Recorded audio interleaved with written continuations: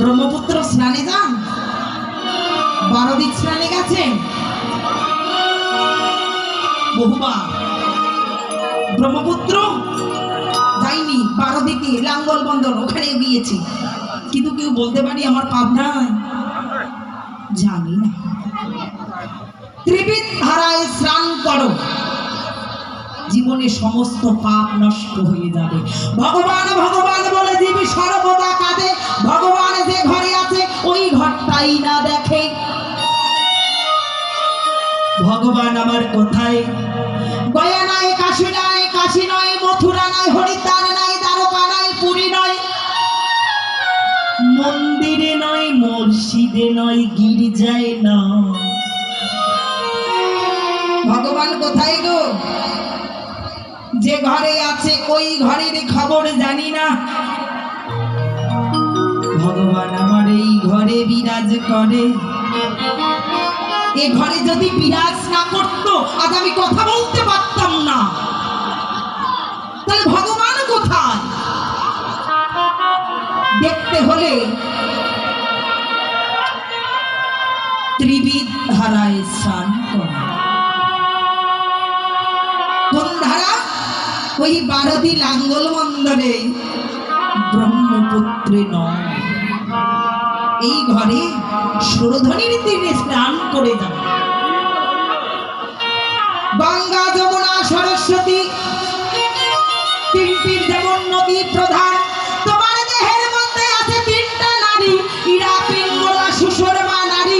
ইরা নারী হয় গঙ্গা, পিঙ্গলা হয় যমুনা, সুশর্মা হয় সরস্বতী নারী।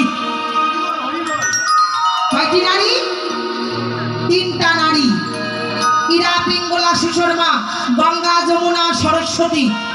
ইরা হলো গঙ্গা, পিঙ্গলা হয় যমুনা, সুশর্মা নারী হলো সরস্বতী।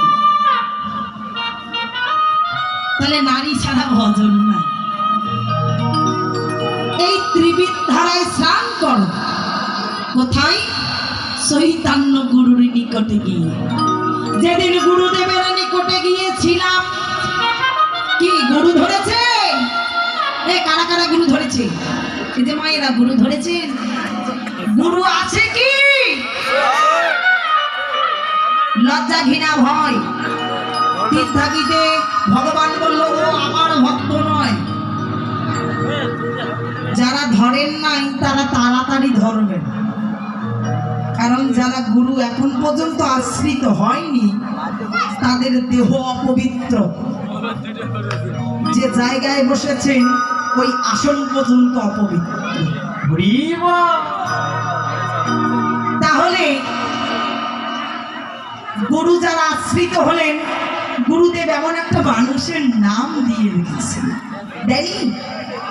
যে নাম স্বামী তার স্ত্রীকে বলে না, বলে আচ্ছা আমার কত ভালোবাসি রে স্বামীকে, স্বামীর জন্য এত কিছু করছি না।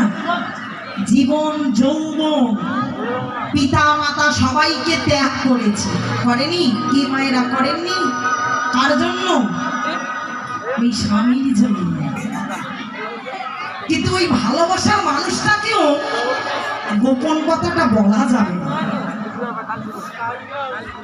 কি যে একটা জিনিস দিল গুরুদেব, কানে কানে দিয়েছেন, দিয়ে বলেছে 2টা চক্ষু বন্ধ করে নাও, মনটাকে স্থির করে নাও। কি বলেনি? বানিয়ে বলছি।